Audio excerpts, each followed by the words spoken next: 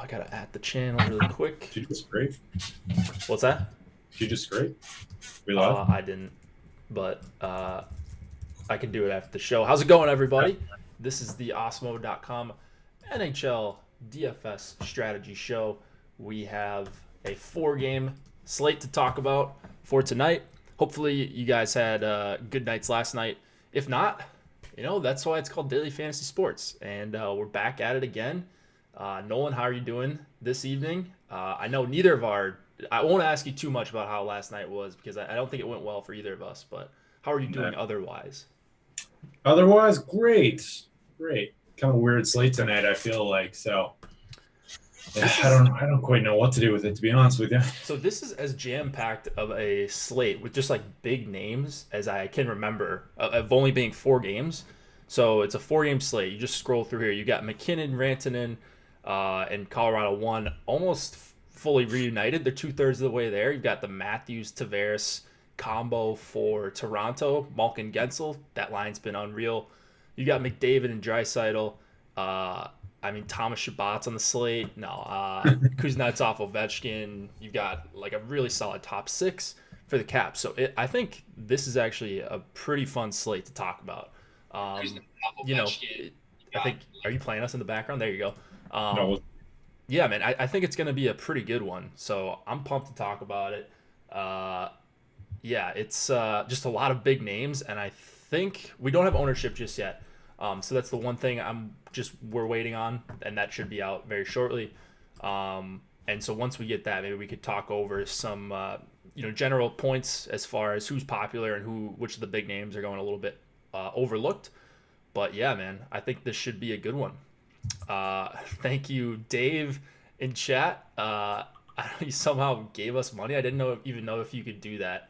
Gave the channel money, so that's appreciated. I don't even know how you do that, but thanks to Dave, NBA DFS player. He's always in Slack and MLB. So hopefully you've been dominating in NBA the same way as MLB. All right, man. We are sponsored by Yahoo Daily Fantasy Sports. Tonight would be a great night to go and play over on Yahoo, as it is every night. The NHL contests are very soft, just simply put. The management fees are low, even lower than a lot of their NFL contests. 10.7% is very, very good. If $12 is out of your range, that's all right. We've got the $3, we've got the $1. You can throw in a couple entries into each of them, and yeah, you might not get the huge prizes, but you're also not going to see the big names. You're not going to see a lot of the slew foots. I know Brick plays over there, but I think he's like the only big name that consistently plays over on Yahoo. And so he's smart, taking advantage of it. Seth says, do you consider them soft because I play over there, Jake? No, Seth is a shark over on Yahoo, so I don't want to mess with Seth. But, if it's only Brick and Seth that are the sharks over there, I think you're doing yourself a service if you're getting some just of two of that them, Yahoo right? action. Yeah, exactly. But yeah, you just scroll through a lot of the big names, unless they're under different accounts, are not really playing all that much on Yahoo. So great place to play if you're not in the 99 or in the top 1% of DFS players in terms of volume. And they've got some really good NFL contests. I don't know why you guys haven't been taking advantage. If you have, great. Keep playing over on Yahoo. Lower management fees, less competition, all that good stuff. And when you do sign up on your first deposit, use promo code AWESOMO to get up to $30 in Yahoo Sports rewards points. We're both playing on Yahoo recently, and you had NBA success. I've had a little bit of NHL success. I think I zeroed out the other night, and then I forgot last night. I got flustered close to lock with some other It was a stuff. pretty deep lock for sure. Yeah, so I'm definitely getting my entries in right after the show and do a little 3-max over on Yahoo. Let me ask, what's your, do you have a strategy for Yahoo? Because I know plus minus is a factor, right? So you really want to think about that, I think, when you're stacking. I think stacking goalies with D is probably not a bad idea. I don't know. So I think the thing with plus minus, and FanDuel had plus minus back in the day, I think 3-4 years ago. Draft Street, man. Shout out to that. So I wasn't even around on Draft Street. So DraftKings and FanDuel were the first sites I played on. So you were around before me, at least, playing. But yeah, I think with plus minus for NHL, it's really hard to predict, right? Like, it's a really noisy stat. It's just kind of a filler stat that people use on broadcasts. I don't love it, but maybe you just avoid game stacking. And I never try to force in game stacks, but on any site really. But on DraftKings and FanDuel, there's really no downside to it. Where there is some negative correlation, especially if your guys are going to be on the ice a lot against each other. Like, you wouldn't want to play, for example, last night, Couturier and Matthews maybe in the same lineup because they were going to go up against each other for most of the game. You're limiting your upside. You're still playing tournaments over on Yahoo if you are playing tournaments. So that'd be the only thing. But other than that, I mean, I'm still stacking. You can't do 2 full 3-man stacks. You can do 3-2-1 though. Or I think it's 3. Yeah, I think on bigger slates you could even do like, I don't know, like I guess it depends because like I've been doing like 3-1-1 sometimes too if there's really good value. So, and like there always seems to be cheap goalies. Like I think that my most successful lineups have just been like, I'm not paying $35 for goalie. I'm gonna find the guy like the Malcolm Subban for $21, right? Yeah. Yeah, so goalie pricing is kind of all over the place, but I like it because it opens up a lot of value. There's not the same bonuses on DraftKings, but there's something to be said about just getting a goalie in there that fits, right? And just take your chances. If he gets pulled, yeah, you're going to lose, but if he stays in the game, even if he gives up a few goals, like if you're seeing the volume, that's more important, especially for the price. If you like your forwards, if you like your defensemen and all that. So not a huge change, just some minor nuances to take advantage of if you're playing NHL over on Yahoo. So come join us. And again, when you do, use promo code AWESEMO for up to $30 in Yahoo Sports rewards points. All right, free stuff today. NFL Top Stacks. Free today. Go check this out. It's a really cool tool. If you've used it for MLB DFS, you will really like it for NFL as well. NBA point projections. Let me go find these really quick. Those are also free today. These are from the number 1 player in DFS. Not big on goalie streaks. I don't know what you mean by that. Like, just like hot goalies? No, I'm not big on that. But these fantasy point projections are free today. Go take advantage if you are playing on any site, whether it's Yahoo or DraftKings or FanDuel or wherever you play. Number 1 player in the world posting his projections. These are free to the public today, so take advantage while you can. All right, man, let's quick look at what we had last night. I had Alex's lineups pulled up for NHL last night. And I don't know if you noticed, Nolan, but Alex has been running a lot of 3-2-1s. And he did so again last night to the tune of a 3rd place finish in the $10. So this is what his top lineup was. What I've noticed is he's almost always running a full stack. Scheifele, Connor, Laine, they performed really well. All 3 of those guys flirting with 20-plus points. Marchessault was his one-off. Very good. Always good when your one-off gets a hat trick and the rest of his line doesn't really go off. And then Barzal Lee. So needed a little bit more out of those guys. But if you look at the total sum of ownership, just 36.6%. Great way for him to get a unique lineup up near the top. Double stacks didn't really work out that well, but I just wanted to look and show you guys, it's not always about 3-3. There's ways to be different. I like doing a lot of 3-3 on bigger slates, but that doesn't necessarily mean it's going to win every night or even close to every night. So Alex ran a lot of 3-2-1s last night. Looks like he did pretty well across the different tournaments. Dollar Bill, familiar name, ended up taking it down. He had Wheeler, Scheifele, Connor, and Laine. So a 4-man power play stack. Without Pionk, though, he had Scott Mayfield and Shea Weber as his 2 defensemen. Danault with Gallagher, that was his other 2-man forward stack. So 4 forwards from one team, 2 from another. They all did pretty well except for Wheeler, but Mayfield, I think, got an empty net goal. So he ran a little bit hot there, under 3K. I kind of like Mayfield just in general. He's a guy who's going to block some shots and play decent minutes. And then Kakkonen was his goalie, 32.8 points. I think that led the slate.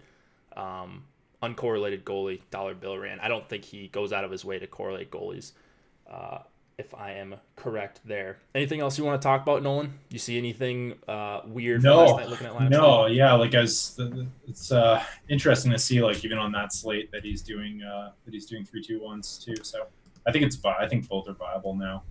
Yeah, for sure. especially with the bonuses, right? I mean, like, yeah, you can't predict the 3-point bonus as well, but shot bonuses, those are much easier to predict. Like, and if you're getting the shot bonus, that means you've got a better chance of being scoring goals and all that stuff. But those extra little bonuses do certainly help, especially when you're running 3-2-1 and you're one-offing guys that are high volume shooters, and guys like Alex and Dollar Bill and Slewfoot, I noticed, was doing a lot of 3-2-1.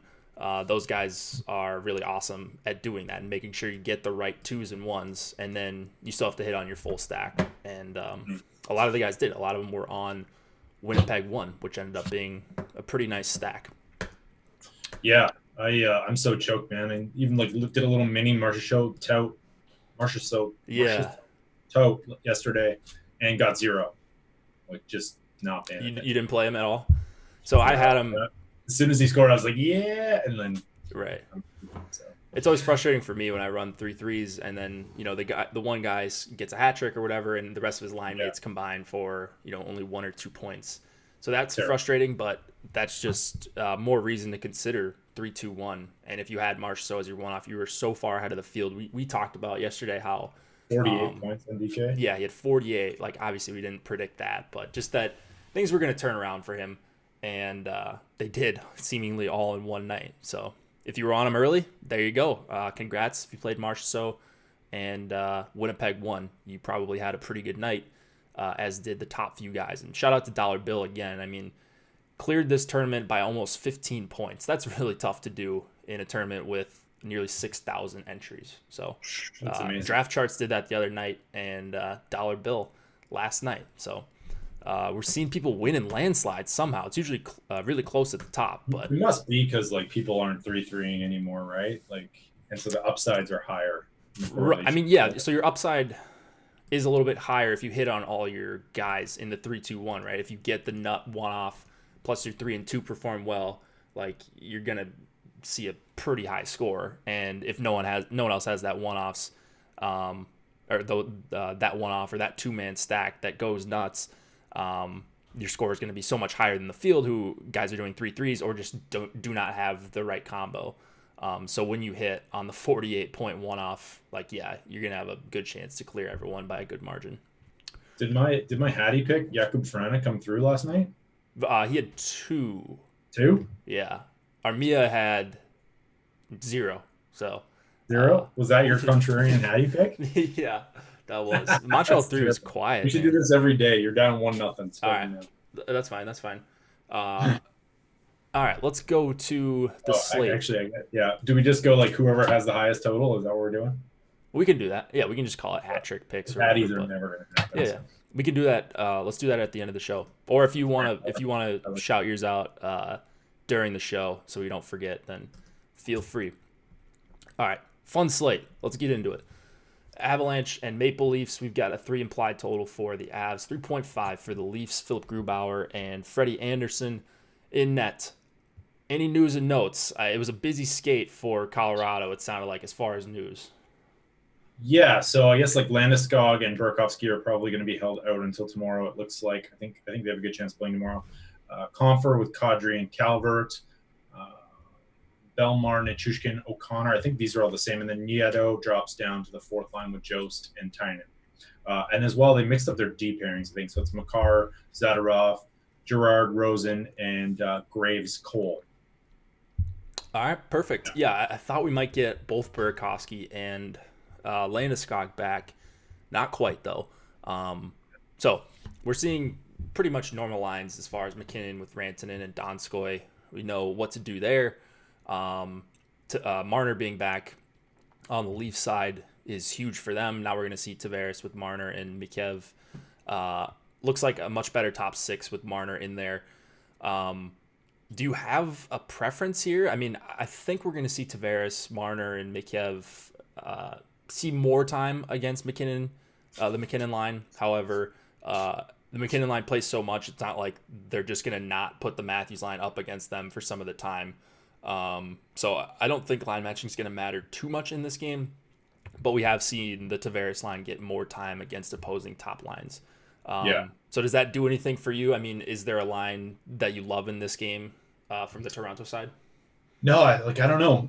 Crunching, I'm not getting to much, but if I could see like it's kind of a weird one, right? Because I feel like there's at least a narrative with them just like mailing it in last night in Philadelphia in those final minutes and like having a team meeting after and like I don't know. I don't usually buy into this stuff, but I feel like teams who experience that are probably going to come out pretty strong. Marner back as well for Toronto on that second line is going to help things out. Spezza looks like the scratch tonight for Toronto, and Patan and Marincin have been sent down. So I don't know. Like I think like equal exposure to both. I don't really have any strong takes here. What about you? I really want to see where the ownership's at. I think what I'm guessing is we're going to see the Matthews line be pretty popular tonight in the grand scheme of things. I think, McDavid will be up there. Matthews line, I think McKinnon, Donskoy, and Rantanen will also be up there. This might be a game stack that people are very high on, and that's definitely understandable. I mean, there's talent all over the place. And it's specifically on the Colorado side, the top power play guys, McKinnon, Rantanen, Donskoy, and Kadri, like that's where you're going to get concentrated scoring more often than not. So that's appealing for a number of reasons to go to Colorado here.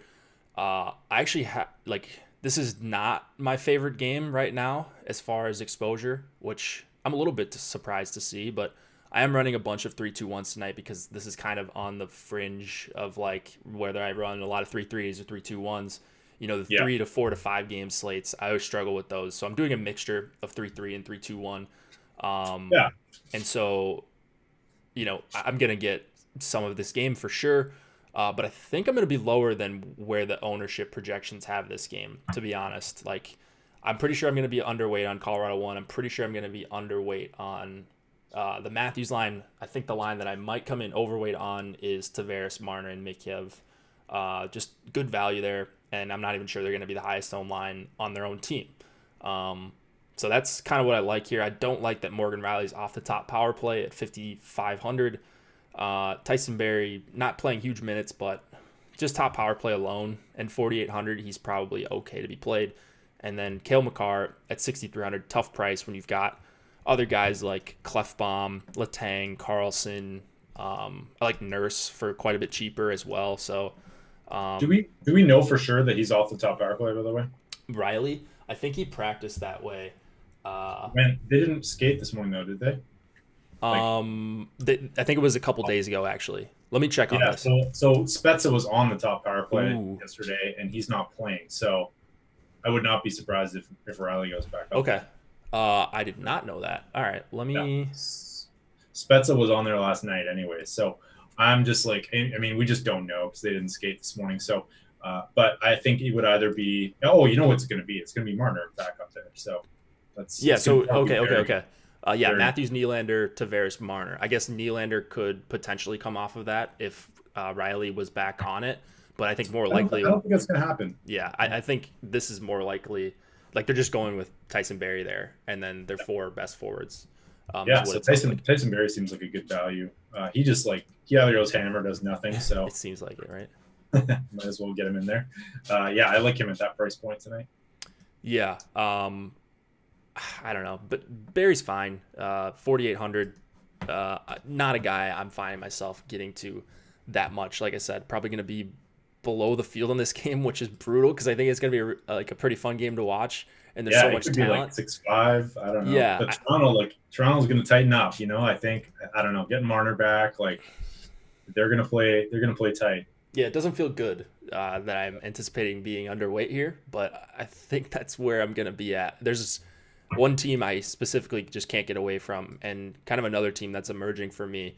And I think it will even more once we see ownership projections, because I think like this game is probably going to have the most ownership across the board on these three lines plus Kadri. Yeah. Are you talking about pit one?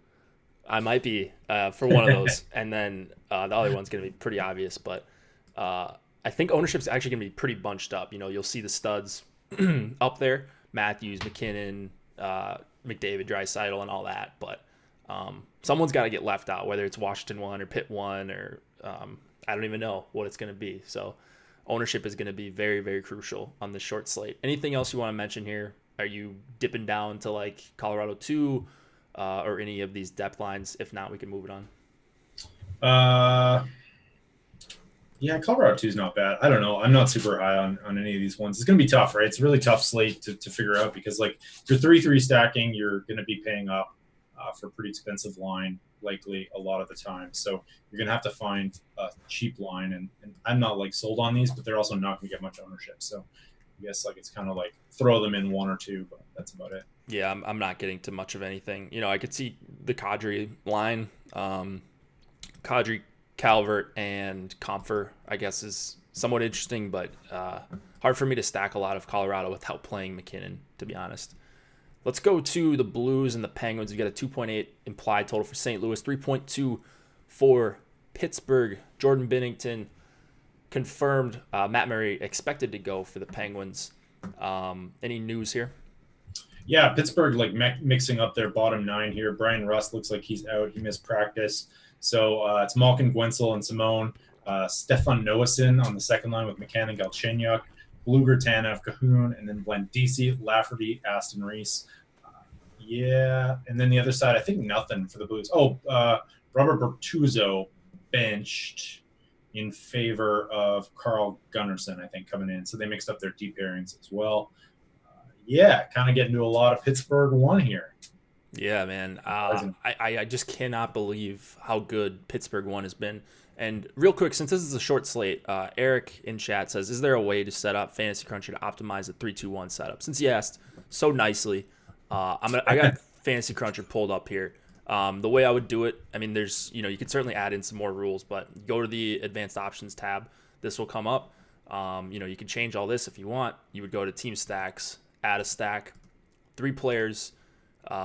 I do forwards only if that's what you want. If you want to include defensemen, that's your choice. You would select all these, and then what you could do is just clone it, and then instead of 3 players on the other stack, just make it 2 players, and there you go. Lines 1, line 2. Let's include some third and fourth lines here. I mean, yeah, you can. I would definitely, not definitely. I think I would include lines 3 here, and if you wanted to include a line 4, it's a 4-game slate. Maybe I wouldn't include a line 4. Unless it was like, something like Boston 4 last year when they were just getting like 16, 17 minutes of ice time and they weren't actually playing like a 4th line.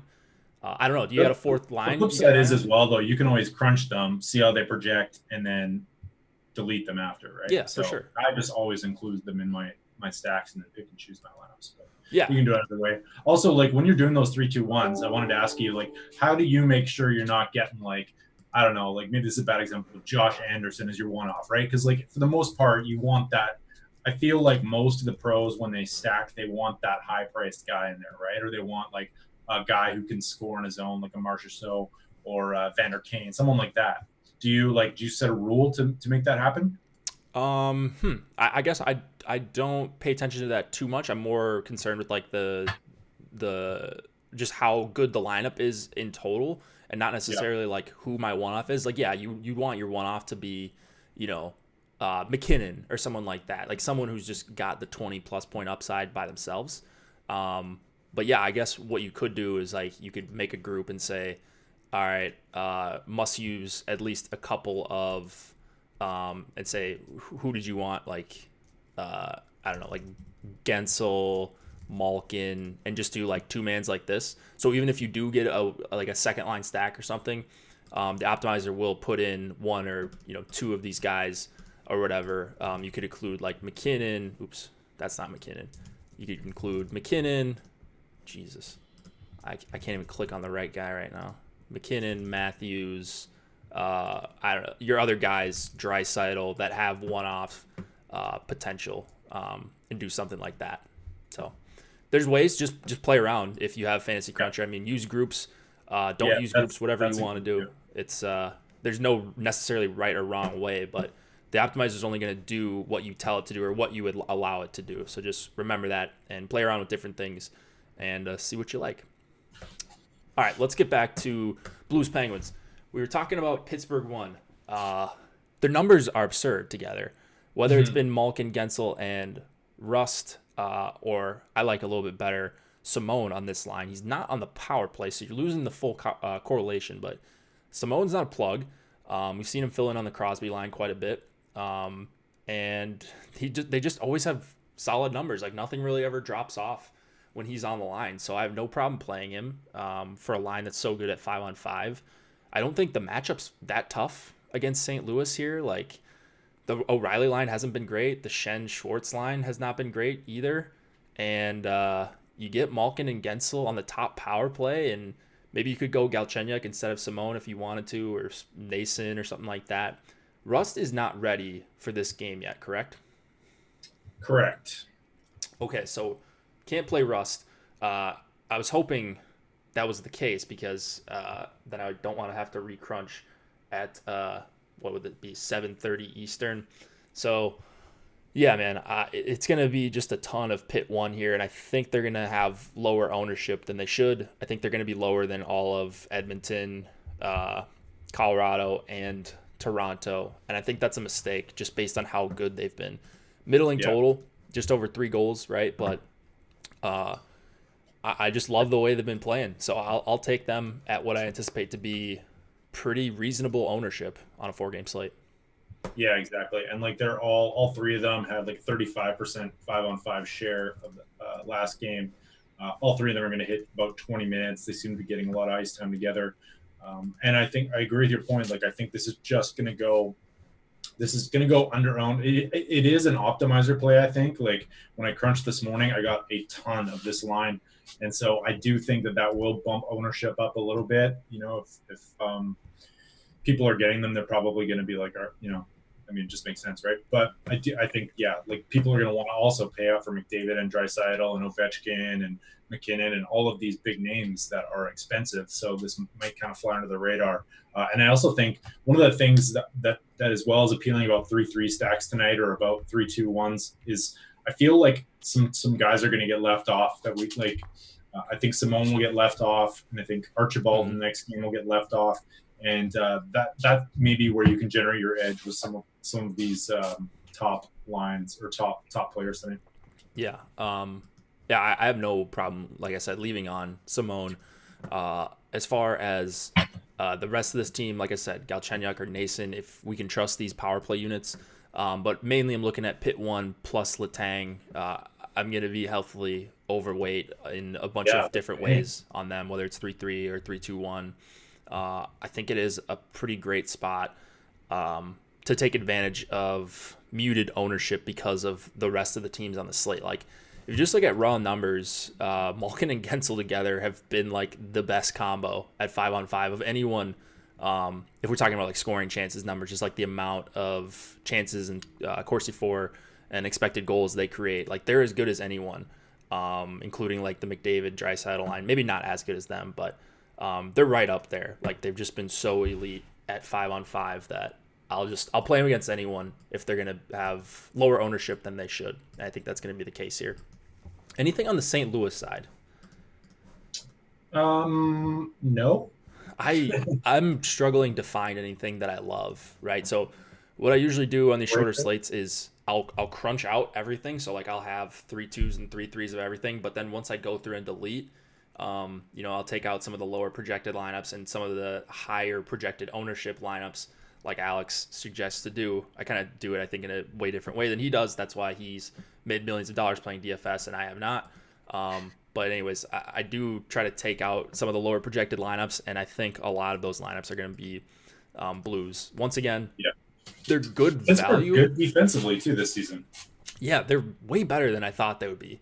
Like, I don't really know why. Like, their defenseman core isn't great.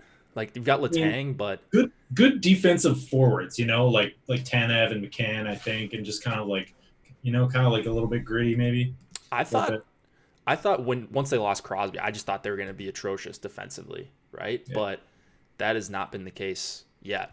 Maybe it's been softer competition, but I don't feel like they haven't played all season long. They're third in scoring chances against all strengths. So so I don't love a ton. I mean, Walker doesn't get me too excited.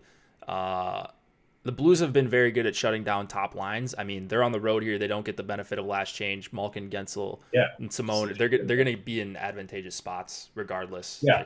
That's why think, offhand, will Pittsburgh try and keep the Malkin line away from the O'Reilly line? I think they'd be smart too, right? But like the O'Reilly, Perron, Sanford line, that's not really one I'm that scared of. So if you're looking at stuff on Natural Stat Trick for that trio, it's not like you have to avoid them. So Yeah. I don't really mind who they go up against. Like it's just I think they're just going to be better than whoever they're on the ice against the entire game. Yeah, I think on the St. Louis side, like they're D, they're still a little bit underpriced. Falk's a little bit underpriced, I think. Parayko seems to be a pretty good optimizer play. Always get him at low ownership. Always gets 23, 25 minutes a game, and like he's a threat to score. So I kind of like them as one-offs tonight. And just like to echo your sentiment, I think Letang's one of the best plays in the night. That price point is nuts. He has got between 25 and 28 minutes in the last each of his last 4 or 5 games or something. So when you factor that in, he's just like he should be like priced $1,000 more probably. Yeah, and he's a good like point per minute player too. Like always has been solid. And when you're playing 26, 27, 28 minutes some games, 5,800 is a little bit too low. So I much prefer him over Pietrangelo. Pietrangelo is the guy you can go to if you're like trying to power play stack St. Louis. Not really something I'm looking to do, but maybe a contrarian guy that does have some upside on his own. You mentioned Parayko too. I like that call. Probably not messing with Vince Dunn and Justin Falk too much. It seems like I play those guys all the time, and they finally started to drop out of range for me here. So if you wanted to punt with one of those guys, I mean, be my guest, but I'm probably not going there. And then the cheap defensemen, you got Johnson, Pedersen, and Ricola, all at mid salary. I have no clue. Oh, and Ruidel as well. But I'm mostly sticking to Letang and might have a couple shares of these guys just as filler plays. Yeah, that's fair. Let's go to Ottawa and Edmonton. We've got a 2.6 implied total for the Sens, 3.5 for the Oilers. Marcus Hogberg expected to go against Mikko Koskinen. Do we see anything weird here? Senators didn't skate this morning, so I'm guessing we'll just have to wait to see if they make any changes from last night's game. I actually haven't checked to see if they in-game shuffled yesterday. Maybe So they did. They did. Yeah. It was. They actually had a really. Oh wait, they've got it up. We got it updated now. Peugeot with Tkachuk and Duclair. So actually, I don't know. Did anybody?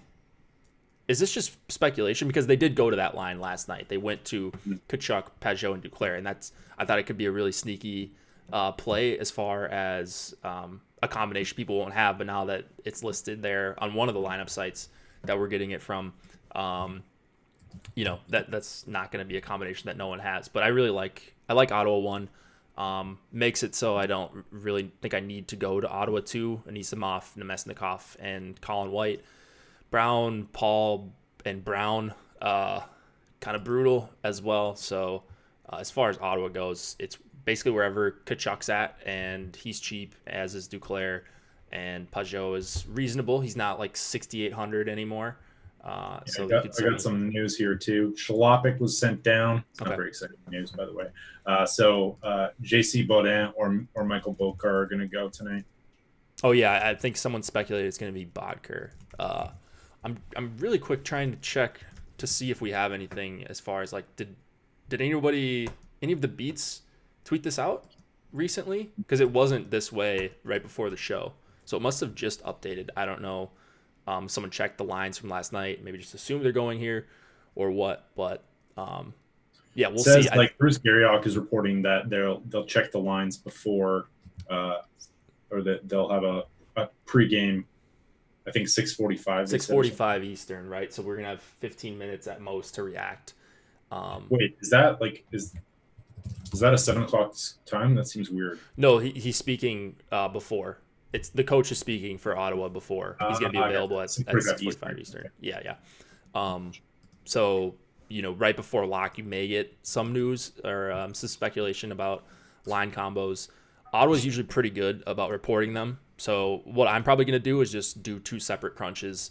And if we find out something for the Ottawa lines right before lock, then I'll just take that crunch and upload my lineups and vice versa. So I'll have one with Peugeot between Tkachuk and Duclair, and then I'll have one with Logan Brown between Tkachuk and Duclair, and just go from there. But it's not like I'm going to have a ton of Ottawa. Edmonton is really what we need to talk about here, right? Like McDavid, Neal, Archibald on the top line. Who knows how long that sticks? Draisaitl, Kara, and Sam Gagner as your second line. Kind of ugly lines at 5-on-5. McDavid, Neal is pretty nice, but running 3-2-1s, I'm just getting all of the Edmonton skaters here. They're coming up in like all of my 2s and 1s. I don't necessarily love one-offing McDavid because I feel like most of the times when he has big games, a lot of it's like distributing. And so like what I'm going to try to do is get McDavid with Neal or Draisaitl in most of my lineups and kind of just go from there. But McDavid's probably going to be my highest owned player. Draisaitl's going to be right up there. No problem playing them together. But yeah, Edmonton, I think, is the best spot of the night. Highest total of the night. They look amazing to me. Yeah. I think the contrarian play, I think most people are just going to play Draisaitl and McDavid together. So I think the contrarian play is actually to play like the full Edmonton one line. Maybe, I don't know. I think you could do that. What I'm doing, or what I'm seeing come up in my crunches a lot of the time is like, so I'll do an even strength stack and allow for my 2 and 1 after that. And I'm getting a lot of like McDavid, Archibald, Neal. So Archibald stinks, but he is in a good situation, and he did stick with them basically the whole game last game. So like I guess there's some correlation. And if they're going hot or running hot, then probably more likely to stick up there. But I'm also getting Draisaitl on that line as like a one-off afterwards, and you can add in Clefbaum. Like you can make it work pretty easily, even if you just include Neal and don't include Archibald. So I just love it. I'm just getting creative with my Edmonton stacks. I'll have it in all different forms and fashions, but it's all going to center around McDavid and Draisaitl. Yeah, man. I'm right there with you. Yeah, so I don't know. If they have a good game, I'll probably have a good slate. If not, on to tomorrow, I suppose. Absolutely. Yeah, Ottawa on back-to-backs. Edmonton has the highest implied total tonight. Like, I don't know. Like, I'm looking forward to seeing what ownership is and seeing like how you can get a little bit unique with these stacks. But I think just like finding uniqueness elsewhere or full stacking, I don't know, just seems like a real smash spot for them. Clefbaum, my favorite defenseman. Him and Letang are my top 2 tonight as far as guys I'll have the most exposure to. I think, if one of them drops down to third because I can fit Carlson or whatever, or the ownership comes in weird, then maybe one of those are 2 of my top 3 is what I'm trying to say. 5,700, I think Clefbaum's my favorite. You've got Shabbat on the other side. He's the guy you go to if you're looking to 4-man with Ottawa 1, and then I like Nurse a lot as well for 4,400 as a projecting out really well for us too, right? Yeah. Let me see. I haven't like dug into him, but he is playing good minutes. 26 and a half last game. Then he was down to 20, but then almost 28, 23, 21, 21, 24. So, kind of a wide range there. But even if you project him for like 22, I think he's going to come up a lot as a play. So 4,400, I think you can play him. You can play him with the McDavid or Draisaitl line, or maybe not power play stack because he's not on the top power play with them. But I don't think you have to avoid playing Nurse in McDavid Draisaitl lineups. So I'm certainly not avoiding that. Edmonton 2 stack, I suppose. You just have to play Kara then. Like, it's not Kara's fault. I mean, he's a top 6 forward because Edmonton has mismanaged their team for so many years, right? But he's 3K. I guess no one's going to play him really. So if you're doing 3-3s, like, you're going to get him. If you're doing even strength stacks, you're going to get him. So I'm going to have some Kara. Going to try to limit what I get of him, though. Like, he's just not a good player. Yeah. Neal isn't great either. All of his goals have been the result of being the best PP in the NHL. Yep. Sometimes you got to play guys that... Still better than Lucic. What's that? Still better than Lucic. Definitely better than Lucic. Wow. I have both too. McDavid over McKinnon. So that's tough. I mean, because McKinnon's probably the better one-off guy. Like McKinnon's the guy that I think scores goal, like has a 2-goal performance more often and is like more usable as a one-off. Whereas McDavid, like I said, I feel like if McDavid has a big game, it's probably, maybe it's him scoring the goals, but I feel like more often it's like Draisaitl and Neal and, guys on his line, guys that he's correlating to that are scoring the goals. So I don't necessarily love the idea of playing a McDavid one-off as much as I like the McKinnon one-off, if that makes sense. I think that makes sense. You like the McKinnon one-off more than the McDavid one-off? Huh. Does that make sense? Just because of like how I feel like McKinnon can just have 7 shots on goal and like him be a good one-off without scoring points, whereas McDavid's not as high a volume a shooter. It's splitting hairs, to be honest. They're both amazing. You can't really go wrong with either. It's good spots for both. I think the spot's a little bit better for McDavid and his line mates, whereas I think McKinnon's more likely to hit the 5-shot bonus and just be solid in the event that his line doesn't go nuts. Agreed. Last game of the night. You ready for this? Flipping it out, getting much Ottawa at all? I mean the top line. Yeah, it kind of stinks. That kind of a I feel like if you stack Ottawa and like Craig Anderson, that could be a pretty contrarian move. Just generally, a couple lineups. Say that again. Out there, Ottawa and Craig Anderson together. I feel like you're gonna Hogberg. I think Hogberg's expected to go. Is Anderson available? I thought Anderson is available, and they're gonna make a decision. Let me check on this because I put in Hogberg earlier. I saw that some people were saying it looks like he was going to start, but I will check on this after the show as well. I think I've got a tweet here. Are they both 6,900? I know Hogberg is. Coach DJ Smith will update the lineup at approximately 6:45 Eastern. We'll find out then if goalie Craig Anderson has been given clearance to play. Okay. So he's probably just backing up then. I maybe misread that. Okay. That's my guess. Either way, yeah. I mean, Ottawa 1 plus whatever goalie they play. I mean, it's high upside, that's for sure. McDavid line's not great defensively. So not a bad idea there. One off, bring it back with some Kachuk. Yeah. I don't know. Yeah, I like Kachuk. I always like Kachuk. I see a bunch of you are in here. A lot of people must be excited to play some NHL DFS on a Wednesday. It's a great slate. If you're in the U.S., it's rivalry night on NBCSN. I don't even know which game or which games are going to be on rivalry night, but hopefully some good ones. If you guys could hit the like button, that would be very much appreciated. Helps us continue to do this kind of content for free and bring you shows and cheat sheets and all that. So if you could do that, that would be much appreciated before you head on out of here after this last game. Oh, it's St. Louis Pitt? All right, cool. I'll watch all my Pitt stacks go nuts. So that'll be great. Caps and Kings. We've got a 3.5 implied total for the Caps, 3 for the Kings. Ilya Samsonov projected to go after Holtby went last night. Jonathan Quick for the Kings. Any changes? No. Nothing? All right, so Caps played last night. They got the win. I don't know. I was asleep pretty early last night.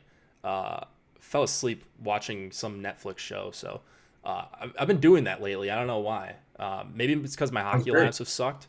But I don't know. Hopefully I'll be up late tonight, sweating this last game. What do you like here?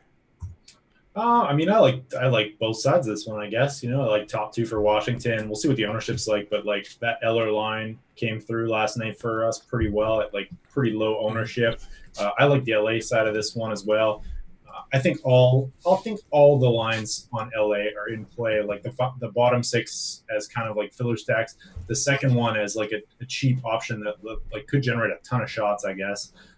And then the first line's in a pretty good spot as well. So I don't know. Surprisingly, just kind of get into a fair amount of LA here, and then Washington. I don't know. Like it's a good matchup, I guess, but back to back. So probably going to fly under the radar because I feel like people aren't going to play them as much as some of these earlier games as well. Nick Backstrom, no morning skate today for Washington. So if you're up at this time, like there's a chance he plays. He's a game time decision. So I would be swapping him in as much as possible because he's going to be at 0 ownership. So what do you know where he's projected to go if he does get into this game? It would be either with Ferran and Oshie or Wilson and Ovi, right? Yeah. So I guess let's see. If it was with Kuznetsov, I'm guessing he's priced closer to there. I don't have his price in front of me. But yeah, I mean, always pay attention for late news, especially if you're chasing late in the slate. Like just swap that with less ownership. that could like break the slate right there. For sure. I mean, yeah, that's going to be a combo that like no one has, or like under 1% of users have. And it's not a bad spot here against the Kings at all. I mean, 3.5 implied total for the Caps. That is, on Alex's totals, that's tied for the highest on the slate with Edmonton. There's nothing I necessarily love on the Caps side. I just kind of like it. I like their top six, like you said. You can kind of make a case for playing all these guys. Is Amadio moved to the fourth line? Did that just happen before the show? It must have. Let's see here. Because I liked him up on that second line. Wait, do they have two, it was, who was it? No, it was Amadeo, Clifford, and Lewis last game. So yeah, it's the same. Oh, okay. So it was Nikolai Prokhorov. Yeah, that was the. Yeah, it was. He was Prokhorov was up. Prokhorin was up there last game. Okay. Backstrom's 5K on DK. Thank you for that. All right, so you could swap up from Eller if he ends up with Verana and Oshie. Yeah, that might be. You would have to somehow allow for a defenseman to be played in the last game, since this is the last game of the slate. Going to make it that much more difficult for other people to swap. So if you plan ahead, you might be able to gain an edge on the field just by getting the right combo. Mm-hmm. So like I can make a case for the Kopitar line, right? I mean, got a hard match, Kuznetsov, Ovechkin, and Wilson. That's not a bad matchup for them at all offensively. Second game of a back-to-back. I'm having a hard time figuring out what to expect from both of these Washington top two lines from like a game-by-game standpoint. Like I look at them and just look at their line stats each game, and they're just so inconsistent. Like one night the Kuznetsov line is doubling up their opponent. Next night they're getting doubled up at 5-on-5. Same thing with the Eller line as well. And we've seen good results from both of these lines, I think. I think the Eller line probably has a little bit of a softer matchup, not having to go up against Kopitar and it being a back-to-back. So I think I'm more likely to get a lot of Eller, Verana, and Oshie. I like Verana, again, as a one-off. Dude's good. Yeah, he's on pace for 40 goals. Yeah, Devils for Cup says that. I didn't even see your comment before that, but I just saw a tweet before we came on. He's on pace for 40 goals this season. Yeah, man. So Caps are pretty dangerous. I mean, not like they're not always dangerous, but if they've got this top six rolling, if they put Eller back on the third line, now you've all of a sudden got some decent line three production likely. Man, they're really scary. And just to sum it all up, I think I'm going to play the most Washington 2 here. And I want to figure out a way to get in a bunch of LA 1 stacks because they're cheap. They're good optimizer plays. So it'll be interesting to see where they come in once we get ownership projections, because I think it's going to be higher because of their filler stackability. Fair. What else you got here? Anything else you want to talk about? I kind of like Doughty at that price point, though. I like other spots, I think, a little bit more. This Walker guy seems to be playing a lot. Mm-hmm. I think anyone that ever plays with Doughty gets a lot of ice time. So, yeah, I kind of agree with everything you're saying. I don't know. I think LA2 might fly under the radar. So with Walker, his numbers went down to he went from 25 minutes 2 games ago to 17 and a half last night. So I don't really know what to expect, or if he's even going to be skating with Doughty. Is Joakim Ryan going to be in? I think he might be in. Did they have that listed? I think he is expected. Oh, so he's on the top pairing. Was he? Yeah. Maybe. Yeah, I might have got that wrong. I think he was on the top pairing last game. Yeah. It was Ryan with Doughty. So okay. Disregard. Walker's done. Roy and Hutton, man. What's that? Roy and Hutton. Roy. Is it Matt Waugh? Did we say that? Or is it Roy? He's from Michigan, so. All right, whatever. Roy Waugh, whatever it is. I actually like him too for $2,800. I think I included him as a punt in the cheat sheets. So someone was asking for a $2,800 and below defenseman. There you go. He said CC doesn't count. So sorry, Nolan. Can't play as much Cody CC. Missed the start. What was the top line for you guys tonight? Top line, well, just watch back the show. I mean, you can just watch it back or click back. Verana always in the slot. Yep.